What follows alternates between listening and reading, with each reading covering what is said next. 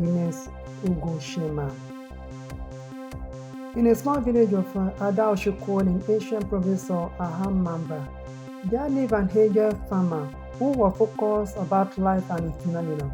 He would wake up very early in the morning, 2 hours before any other person could open his eyes from sleep. He would walk around the entire neighborhood to assess the village situation. This aged farmer's name was Ugochenma. He had no wife and had never been with any woman, therefore he had no offspring. Ugochenma was dedicated to his family business, leaving home to farm at the time the first man in the village opened his eye from the sleep. He usually came back from the farm when the sun was about to set. He was almost invisible to the villagers.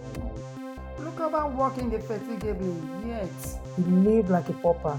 He only had 3 pairs of clothes, one for his farm work and the other for his normal attire. He never seemed perturbed by those lads. He was just focused and consistent.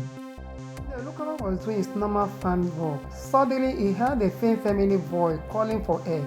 The voice kept saying, "Someone, please help me." Ugochenma ran to the screen and found 2 men trying to raise a young, beautiful lady. He picked up some stones and wood from the ground and threw at them. The men ran away and left the lady there with her clothes torn. Ugochenma quickly ran to a plantain tree and cut down a leaf to cover the young lady.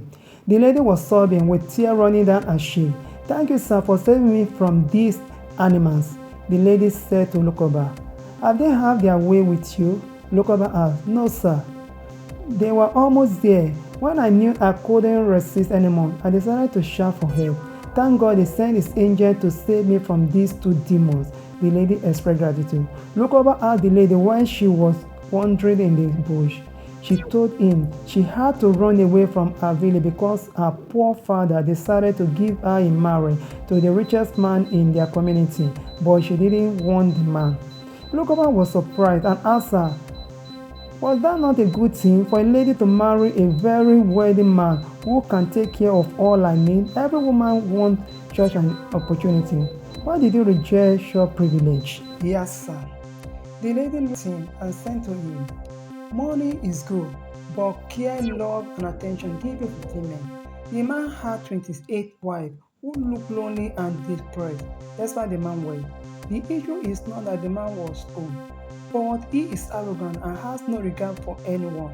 I can't be his 29 victim, God forbid. The lady expressed herself. Ugochenma looked at her and had pity on her. "But where are you going to run to? You are a young lady, too young to leave home and wandering about in a world that is full of ravening wolves, like those 2 that wanted to rape you, will be too dangerous for you to take," Ugochenma emphasized.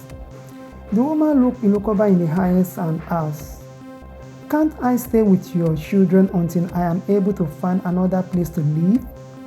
I won't be offended if it is no. Alright, God has used you as my rescuer. Thanks so much," she tenderly requested. Ugochenma stayed quiet for some time. He looked at the extremely gorgeous young tender lady and told her he had no wife and had no children.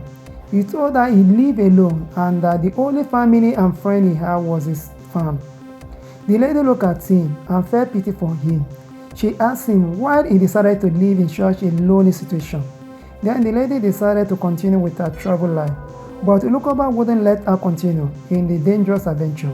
"Young lady, if you don't mind, you can come and stay with me until you find your peace again," Ugochenma offered.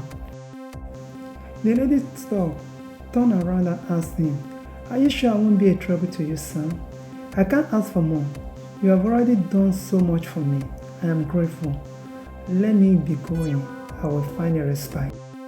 I see that you come and stay with me. You can't endanger your life by going to an unknown destination.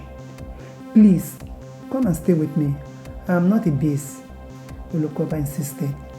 The lady eventually gave her consent and walked home with Ugochenma, the peasant farmer.